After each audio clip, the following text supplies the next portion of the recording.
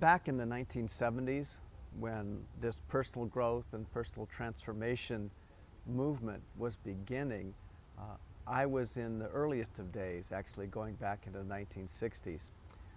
One of the things I noticed was that most of the seminars at the time were rather mental, shall we say, and sometimes even a little rough on the participants. And I thought there was a different way that was more gentle, more honoring of the person, with more capability and freedom for people to express who they really are. And so when I created Insight, the basic thought I had was how to become more of who you already are, or how to become more of who you truly are. Now, a lot of people would wonder, well, why would I need any seminar to be more of who I really am? Well, many of us have learned lots of different behaviors over the years, different ways that are supposed to be socially acceptable about who it's okay to be, how is it okay to be, and underneath that, I find there's a lot of people who are settling for life as opposed to creating the life they truly prefer.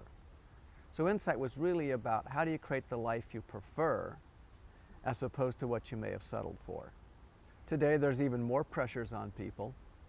There's more demands on our time. We're digitally distracted by all kinds of things.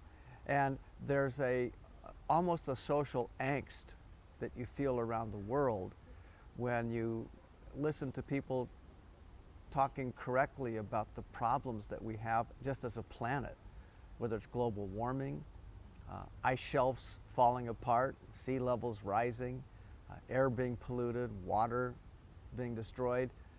There's a lot of issues that we have just as a planet. And then there's the question of, well, who are the people living that and creating that? And so I don't know anybody who would prefer to live in a polluted planet. I don't know anybody who would prefer to live in a polluted inner environment.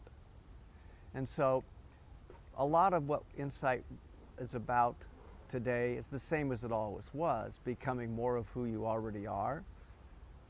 Today's world, we do need to work and work perhaps even more than ever.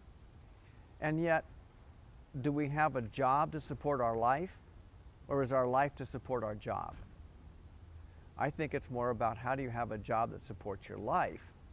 And there's a lot of research today that shows when an organization demonstrates caring for its people and allows the people to care for the organization, that the organization blossoms, and it does better on all kinds of socioeconomic metrics, including standard things like internal rates of return, shareholder value, stock price.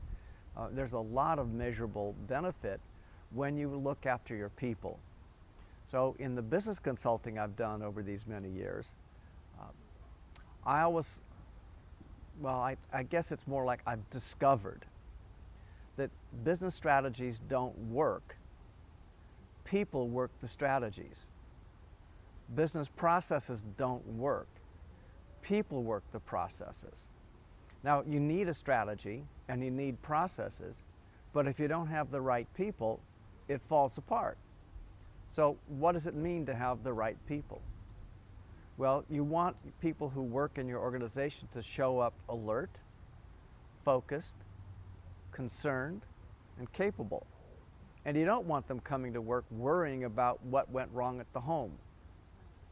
And you don't want people going home at night worrying about what went wrong at work.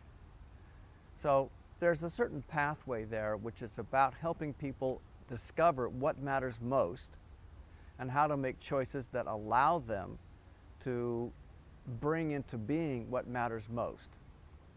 So I like to talk about making a difference that's worth making.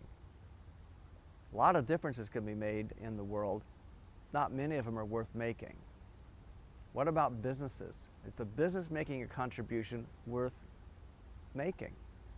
Are we doing something that matters?